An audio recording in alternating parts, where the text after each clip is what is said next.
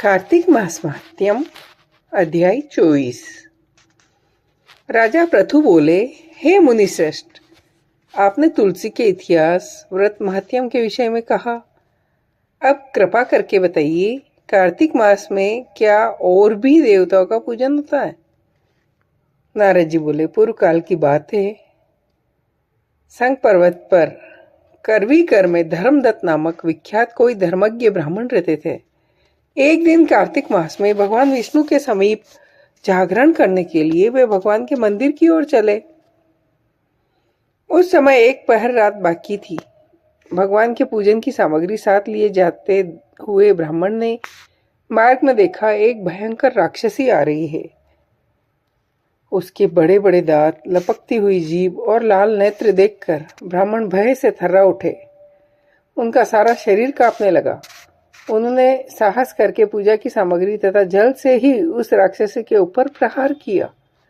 उन्होंने हरि नाम का श्रवण करके तुलसी दल मिश्रित जल से उसको मारा था, इसलिए उसका सारा पातक नष्ट हो गया।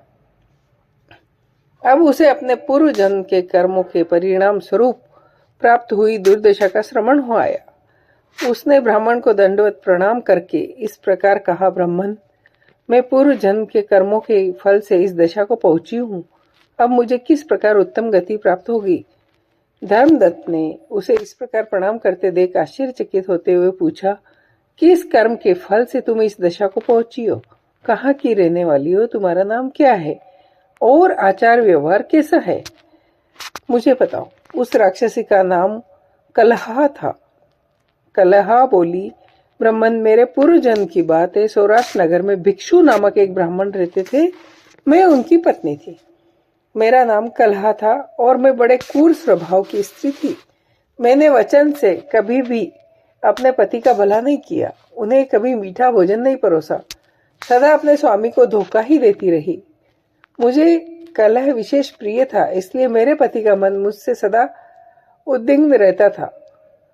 अंतवोगत्वा उन्होंने दूसरी स्त्री से विवाह करने का निश्चय कर लिया। तब मैंने विष खाकर अपने प्राण त्याग दिए। फिर यमराज के दूत आए और मुझे बांधकर पीटते हुए यमलोक में ले गए। वहां यमराज ने मुझे देखकर चित्रगुप्त से पूछा, देखो तो सही, इसने कैसा कर्म किया है, उसके अनुसार यह शुभ या अशुभ प्राप्त करे। चित्रगुप्त ने कहा, इसका किया हुआ कोई भी काम शुभ नहीं है। यह स्वयं मिठाइयां उड़ाती थी और अपने स्वामी को उसमें से कुछ नहीं देती। इसने सदा अपने स्वामी से द्वेष किया है तथा सदा कलह में ही इसकी प्रवृत्ति रही है, इसलिए यह विष्टा भोजी योनि में रहे। जिस बर्तन में भोजन बनाया जाता उसी में सदा अकेली खाया करती थी। अतः उसके दोष से यह अपनी ही संतान का मान करने वाली बिल्ली हो। इसने अपने पति को निमित्त बनाकर आत्मघात किया है, इसलिए यह निंदनीय स्त्री प्रेत के शरीर में भी कुछ काल तक अकेले ही रहे। इसे यमदूतों द्वारा निर्जल प्रदेश में भेज देना चाहिए। वहां दीर्घ काल तक यह प्रेत के शरीर में निवास करे। उसके बाद यह पापिनी शेष 3 योनियों का भी उपभोग करेगी। कलहा ने कहा, विप्रवर, मैं वही पापिनी कलहा हूँ। इस प्रेत शरीर में आए मुझे 500 वर्ष बीत चुके। मैं सदैव भूख प्यास से पीड़ित रहती हूँ।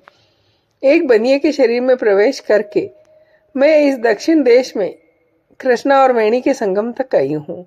जो ही संगम तट पर पहुंची, त्यों ही भगवान शिव और विष्णु के पार्षदों ने मुझे बलपूर्वक बनिए के शरीर से दूर भगा दिया। तब से मैं भूख का कष्ट सहन करती हुई इधर उधर घूम रही हूँ। इतने में ही आपके ऊपर मेरी दृष्टि पड़ गई। आपके हाथ से तुलसी मिश्रित जल का संसर्ग पाकर मेरे सब पाप नष्ट हो गए। दिश्रेष्ठ, अब आप ही कोई उपाय कीजिए। मेरे इस शरीर से और भविष्य में होने वाली भयंकर 3 योनियों से किस प्रकार मुक्त हूँ? कला का यह वचन सुनकर धर्मदत्त उनके पिछले कर्मों और वर्तमान अवस्था को देखकर बहुत दुखी हुआ। फिर उसने बहुत सोच विचार करने के बाद कहा, जय हो।